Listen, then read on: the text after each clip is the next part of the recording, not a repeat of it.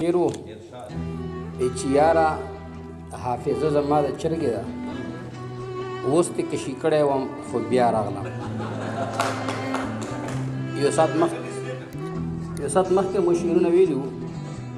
دغسې وجه نه یقینا دا زړه نه ویم اسدالله صاحب چې زه مې فلمونه دغسې وجه نه نسم چې بیا اکثر موله مسله جوړه شي دلته ملګري وي شاعرون وي د هغو خوښه وي خو دوه درې شعرونه ویم مزاحیه وایي چې نور څوک خو نشته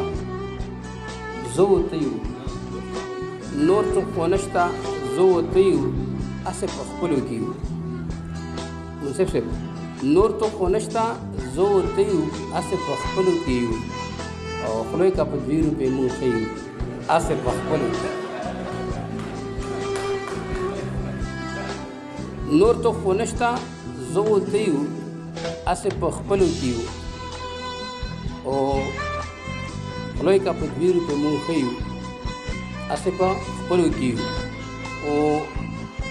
ګیرې به سترګو راځه چې سادهګان ووهو ګیرې به سترګو راځه چې سادهګان ووهو چاله څه پاته ده چې غلی یو هسې په خپلو کې یو ګیرې به سترګو راځه چې سادهګان ووهو او چاله څه پاته ده چې غلی یو هسې په خپلو کې یو او پرون مې کور کې ورته ویل چې ګزاره به کوو یوسف صاحب پرون مې کور کې ورته ویل چې ګزاره به کوو زه ورته ښځه او مېړه یو هسې په خپلو کې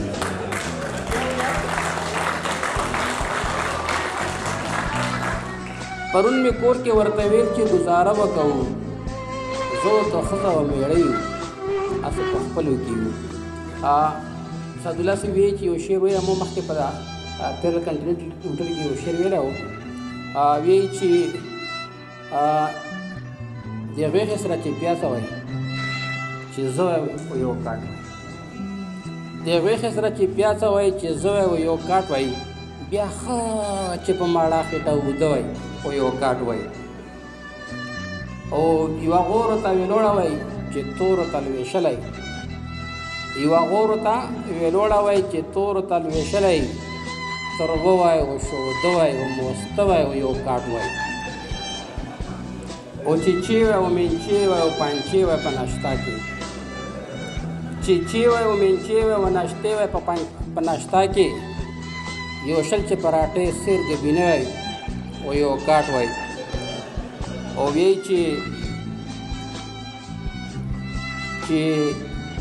نه تاګ وای نه رو تاګ وای چې یوه داسې نوکاري وای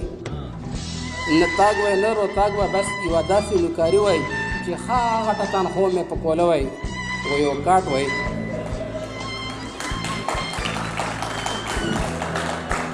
چې داسې نوکاري وای چې نه تاګ وای نه رو تاګ وای چې ښه غټه تنخوا مې په کوله وای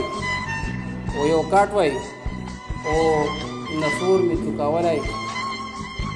اچولی